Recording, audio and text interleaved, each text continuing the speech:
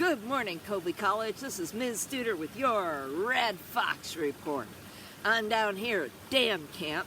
That's because right behind me, look at this. Look at this beauty. Look at this dam. Wow. This thing is huge. You can see behind me, there's my tarp. There's my camp way up on the hill. Come swinging around so you can take a look at, there's the other side.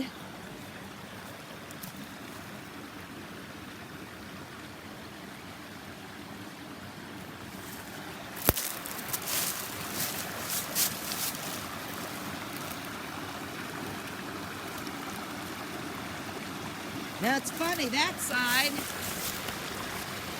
and this side look a lot different. Has a lot to do with the way this stream runs. I'll put you up here for a sec.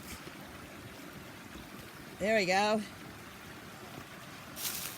So over here, the stream bends. Oop.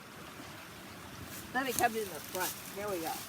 So over here, the stream's coming down here and then it bends around the corner. So this was a great place to put a dam, because that bend meant that you could stop up a lot of water here and it would overflow over there. And you can even see right across from us, you can even see how flat it is right there. You can see that pond went right across, and then I could kind of see where the edge of that pond was. Now, I know a lot about this place. I've done a lot of research on it. This was the sawmill for Perry Hollow, that community I talked about that was up here in the 1700s. Now, in the beginning, I knew it was a sawmill because, let's face it, this was built in like 1780s, maybe just after the war. You know, what do you got here? You don't have a lot of crops, you don't have a lot of wheat, you don't have anything to grind, really, maybe some corn. But what have you got a lot of? Forest! Tons of trees, and the trees here were enormous. Old-growth forest trees. They were huge. They were huge. So they had a big sawmill here, and over on the other side you could see where the basement of the mill was, because that saw went up and down, so it had to have a big place beneath it for that saw to go up and down. And this, of course, powered that blade through a series of wheels and pulleys. So, kind of neat. It's a great place to come. It's a great place to sit and think. It's always cooler here in the summer. I can sit in the water if I want. I've done that before.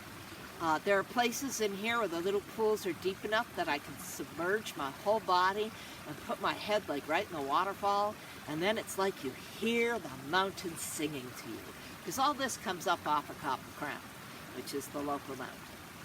So I thought it important to bring you here as our last one. This is our last Red Fox Report, so I think it's necessary to kind of think about some things from this year. It's been an unprecedented time. I hope you kept your journal, because boy, that's going to be a treasure in a few years. Just think, you're 20 years old and someone says to you, "What was it like for you in the pandemic?" And you whip out that journal and you say, Ms. Studer told me to keep a journal. Those of you that didn't will say, "Well, Ms. Studer told me to keep a journal, but I didn't, so let me try and remember."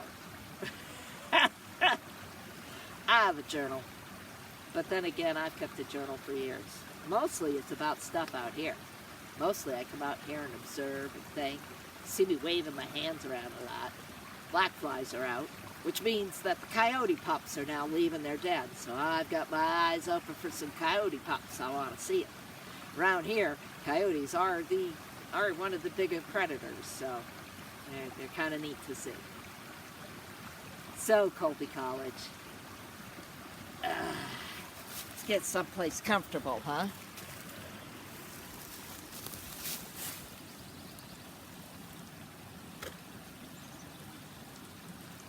There we go.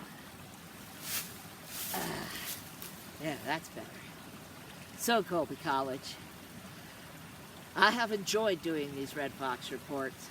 I have enjoyed teaching you, and I have enjoyed my year. I'm going to miss you. Hang in there. Try and find the strength of things that you learned during this time. And it's probably not about cells, and it's probably not about Juan Verdades.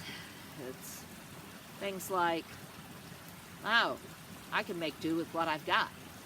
And I've never experienced a feeling like this before. And then getting over it. Spending massive amounts of time with the people you live with. And discovering you actually love them. It's made me really think deeply about a lot of things. And I bet it has made you too as well. Unprecedented times. So, Colby College, I wish you well. Have a great summer. Take care of yourself. Certainly come back to see me next fall. And this is weird to say that this is Ms. Studer signing out from her final Red Fox report.